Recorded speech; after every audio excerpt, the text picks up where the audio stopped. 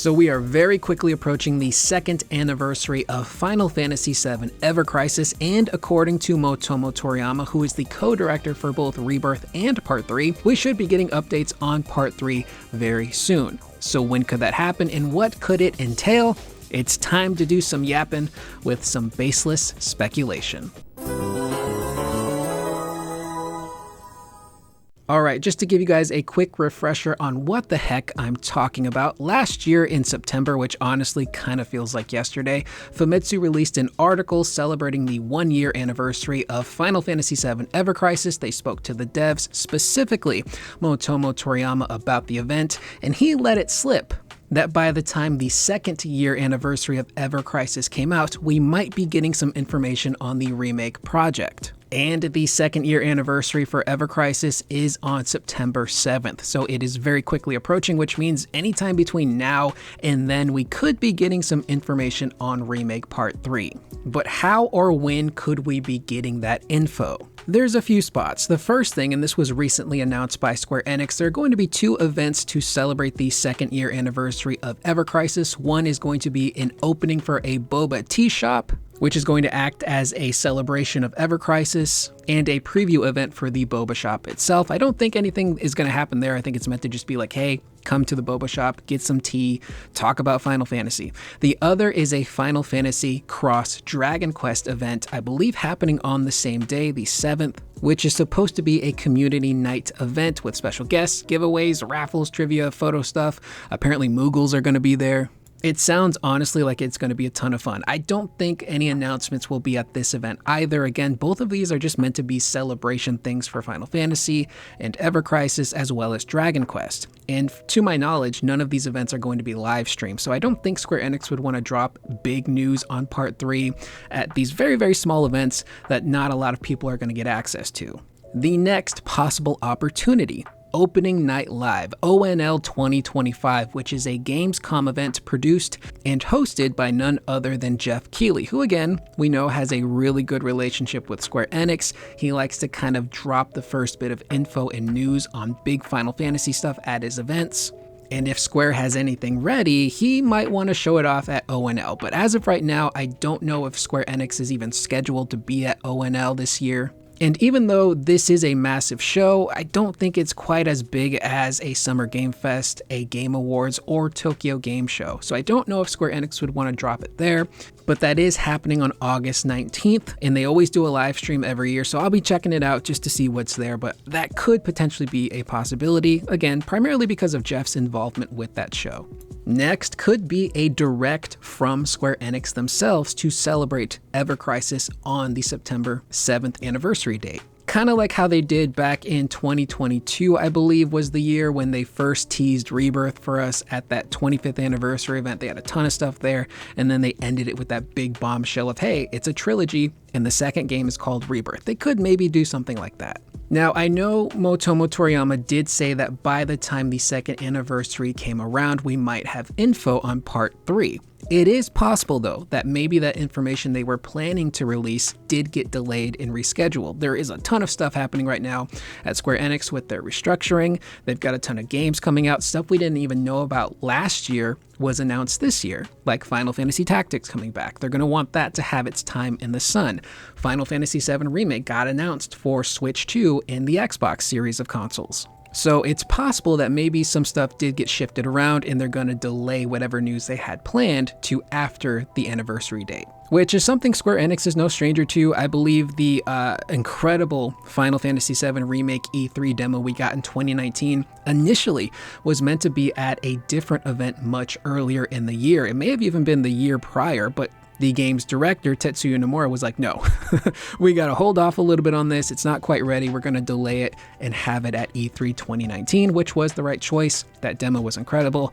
I still go back to that presentation to this day from time to time just to know what it's like to feel again.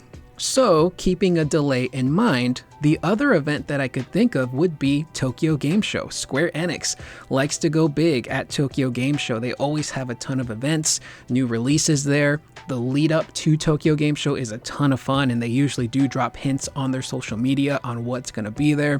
So it is possible that maybe they tease us with some sort of Ever Crisis announcement online, and then it leads to, hey, if you want more information, check out Tokyo Game Show. The other option, if things have gotten delayed, the Game Awards. Again, it's another Jeff event. Tons of people watch that show every year. If you want the most people possible to know about the finale of your trilogy, you might want it at something like a Game Awards show. Really let people know, hey, this is the end of our trilogy. This is the name of the game.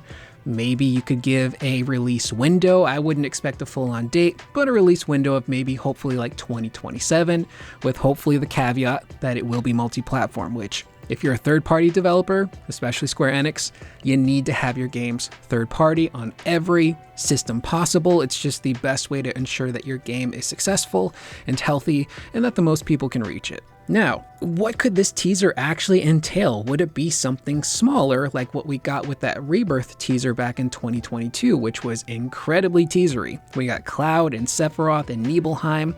We got some choice quotes from Cloud, Tifa, Aerith, and Zack, and a whole lot of mystery that kept all of us very busy and guessing for a full year until we got the full official reveal of Rebirth in 2023 with Jeff Keighley at Summer Game Fest. Or could it possibly be something more substantial? Again, this is the end of the trilogy. Sure, they might want to put out a teaser, but if they really want to get people excited and talking, they could show us something much more in-depth and substantial, which I'm hoping they do.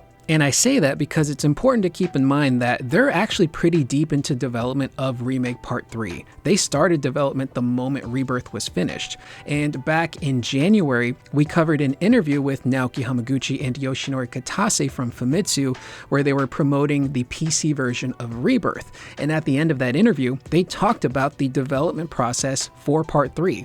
At that point in time, I believe they were about 10 months removed from Rebirth releasing. So at a minimum, that build of Part 3 that they had was maybe 10, maybe 12 months old, depending on when Rebirth actually got finished and went gold. And according to them, they got a ton of stuff in that 10 to 12 month old build up and running. And now it's really about fleshing things out and filling out the world. So that was 10, maybe 12 months ago.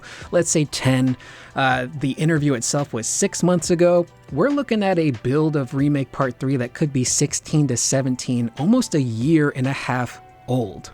And according to Hamaguchi, development has been really smooth, like suspiciously smooth at times. The fact that they had zero issues really developing Rebirth and now Part 3 feels a little too good to be true, but it is a good thing. Again, most of the people that worked on Remake retained their positions for Rebirth, and it's the same with Part 3. So everyone knows their role, they know what they need to do. Any issues they may have run into on Rebirth, they most likely ironed out making the PS5 Pro patch, but also developing the PC version of Rebirth in particular. So because development has been so smooth and because they're so deep into it and they've got most of their systems online and built because of Rebirth, I wouldn't be shocked if they show us an in-depth teaser trailer that actually maybe shows some combat. Maybe you show off some weapons.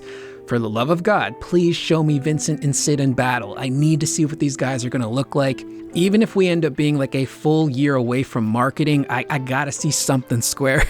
Hamaguchi-san, Kitase-san, if you hear this, I gotta see some combat stuff with those guys in particular. I'm just so excited to see how Sid and Vincent are going to perform in combat. I think it's going to be some really cool stuff. I'm just super excited to see what kind of shenanigans we can pull off with this combat system and what Teruki Endo has planned for the trilogy, because we know he's going to want to go all out. He's talked about in past interviews about how the combat in Remake, he felt the scope of it was too narrow, so he wanted to bust it open for Rebirth, and I imagine it's going to be a floodgate for Part 3. And with a smooth development happening, a pretty decent sized build of the game, We also know that the voice actors have returned to doing their roles in the studio. Cody Christian a few months ago teased being back in the studio. He had a little cloud emoji in his Instagram story. He also recently posted an update on his Instagram story talking about some of the stuff he's been going through in his life, some of the challenges, what's been keeping him busy. And he did mention that voiceover work was keeping him pretty busy as well. Props to Cody Christian. I do follow him on Instagram. He's a really inspirational dude, and he's someone who's been very open to with his mental health, which is something I can really relate to. So it's kind of nice to see someone in that position also playing a character like Cloud Strife, where mental health is such a big core part of who that character is. It's really cool to see him be an advocate for that. It's something, again, that, you know, hits really close to home for me, and I really appreciate. Not to get too deep. So either way, again, this anniversary is fast approaching. I'm really excited to see what we get. Hopefully we get something substantial, and I'm just ready. I'm excited to talk about Final Fantasy VII again. I took a little bit of a break from talking about FF7 here on the channel, primarily because there hasn't really been anything new to talk about in regards to news and development cycles, and we've covered quite a bit in the community comments videos that I've been doing throughout the past year plus, although I might throw another thread out eventually to do another one of those videos just to kind of get some more FF7 talk out there. I'm just itching and ready to talk about this franchise again. So fingers crossed that we get a substantial update between now and potentially Tokyo Game Show for Final Fantasy VII Remake Part 3. It's also, just very quickly, gonna be nice to finally get what the subtitle of the game is going to be, so we don't have to keep calling it Remake Part 3. But either way, that is the video. I am Curious Corduroy. Let me know in the comments down below, when do you guys think we will get that precious, long-awaited update for Remake Part 3? And do you think it will be more of a teaser along the lines of what we got for Rebirth in 2022? Or do you think it could be something a little bit more substantial? I will see you guys in the next video. Please remember to always be excellent to one another.